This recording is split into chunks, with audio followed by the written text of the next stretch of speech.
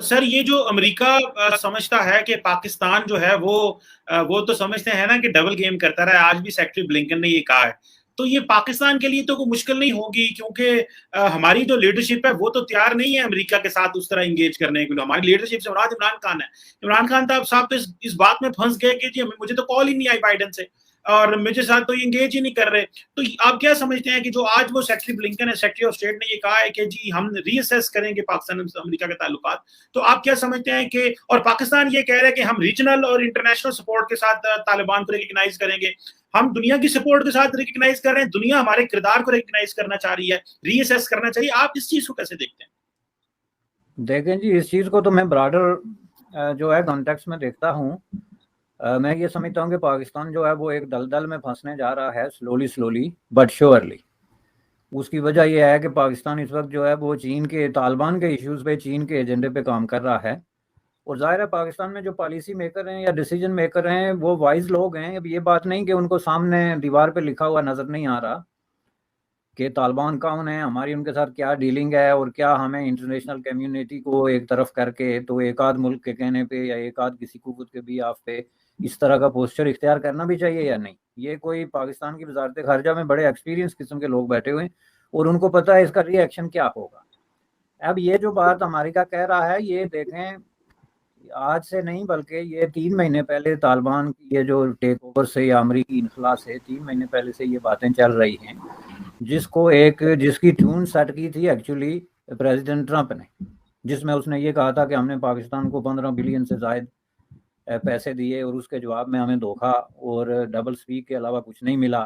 پیسے یہ ہم سے لیتے رہے اور مدد ان کی کرتے رہے. اتنا زیادہ بلانٹلی جب ایک پریزیڈنٹ وائٹ ہاؤس میں بیٹھ کے ایک بات کر لے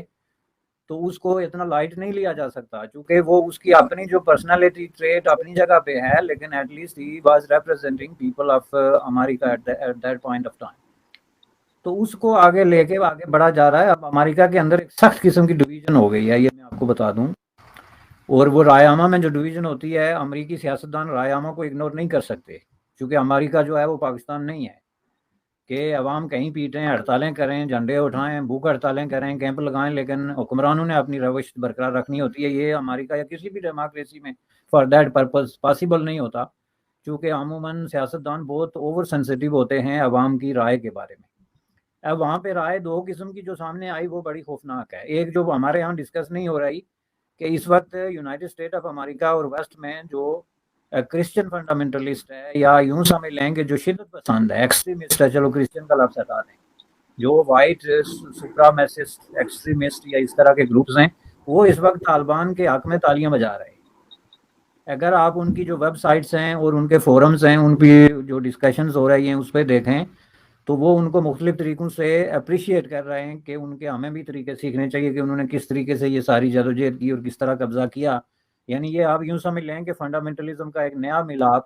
ایک نئے طریقے سے ہو رہا ہے, آلدو کہ اس کو وہ اس طرح پیش نہیں کر رہے. ایک تو یہ جو رائٹ ونگ امریکی رائے عامہ ہے وہ جتنی طالبان کی حمایت کرتی ہے, ظاہر ہے اس کو پھر وہ جو بائیڈن کے خلاف یوز کر رہے ہیں کہ یہ دیکھیں جو بائیڈن کی شکست اور اس نے امریکیوں کی بےزتی کرا دی وغیرہ وغیرہ, اس کو اس طریقے سے پیش کر رہے ہیں. دوسری طرف جو عام رائے عامہ ہے وہ بھی جو بائیڈن کے اس ڈیسیجن پہ نالاں ہے, ناخوش ہے, اور اس کو بڑا سختی سے جو ہے وہ کریٹیسائز کر رہے ہیں. تو اس وقت جو ہے انہوں نے اب اس کے پاس ان کے پاس بھی کوئی ایکسپلینیشن نہیں ہے. یہ میں آپ کو بتا دوں, امریکیوں کے پاس ایکسپلینیشن نہیں ہے کہ ہم کیسے نکل گئے. اب یہ تو انہوں نے ایسے بات کرنی شروع کر دی جی کہ یہ ناگزیر ہو گیا تھا, انیویٹیبل تھا تو ہم نکل گئے, لیکن یہ کوئی ایکسپلینیشن نہیں ہے. تو ایکسپلینیشن کے اندر جا کے تو وہ جو مختلف بہانے ڈھونڈے جا رہے ہیں اس میں ایک پاکستان بھی ہے, جس میں مجھے لگتا ہے کہ اب پاکستان کے خلاف ایک بار پھر جو ہے وہ امریکہ میں سخت قسم کا موقف اختیار کیا جا رہا ہے, جس میں وہ پاکستان کو کہیں گے کہ یا تو آپ طالبان کو ہماری مرضی کے مطابق جو ہے وہ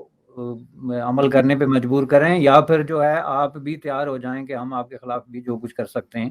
وہ کریں گے. اس کا یہ بڑا ایک جو ہے اب یہ چیز جو ہے وہ کلیئر ہو گئی ہے. تو اس حوالے سے میں سمجھتا ہوں کہ پاکستان ایک مشکل میں پھنس گیا ہے, چونکہ پاکستان کا یہ جو موقف ہے کہ ایک طرف وہ کہتے ہیں جی کہ طالبان ہماری نہیں سنتے, اور دوسری طرف جو ہے وہ امپریشن یہ دیتے ہیں کہ افغانستان میں جو بھی گورنمنٹ بن رہی ہے, کابینہ ہے وغیرہ وغیرہ, اس پہ ہمارا مکمل ہولڈ ہے اور ہماری مرضی کے بغیر وہاں پتہ جو ہے نہیں ہل سکتا. تو یہ جو ڈبل سپیک کا لفظ آپ نے استعمال کیا یا کوئی استعمال کرتا ہے، اس کی اس سے بڑی مثال اور کیا ہو سکتی ہے؟ You have to come really clean, اور آپ کو ایک جو ہے وہ واضح قسم کا جو ہے نا وہ موقف اپنانا پڑتا ہے، ورنہ یہ تو بڑا ایک میں سمجھتا ہوں کہ مشکل پیش آ رہی ہے پاکستان کو، جو بہت زیادہ مشکل میں ڈال سکتا ہے۔